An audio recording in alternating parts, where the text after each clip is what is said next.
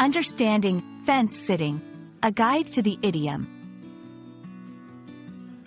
Hello, everyone. Welcome to our English language learning series. Today, we're going to explore the meaning and use of the phrase fence-sitting.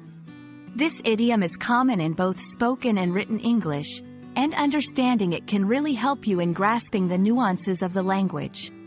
Let's dive in. Fence-sitting is an idiom that describes a situation where someone is reluctant to make a decision or take a side in a dispute. Imagine a person sitting on a fence, not moving to either side. This visual helps explain the concept of being indecisive or neutral in a situation where a choice is expected or required.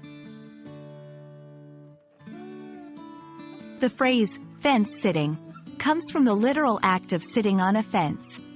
It's an old expression used to depict someone who avoids commitment to a position. By sitting on the fence, they are not on the ground of either side, symbolizing their non-committal stance. Understanding the origin can help you remember and use the phrase correctly. Let's look at some examples of how fence-sitting is used.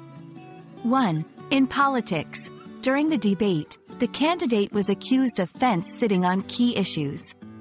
2. In everyday decisions, I've been fence-sitting about where to go on vacation this year. 3. In business, the manager's fence-sitting on the new policy has caused confusion among the staff. In each of these examples, the person or entity is avoiding a clear stance or decision.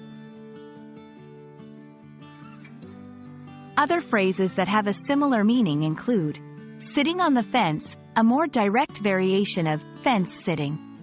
Hedging, this can imply being non-committal, but often with a hint of strategic avoidance.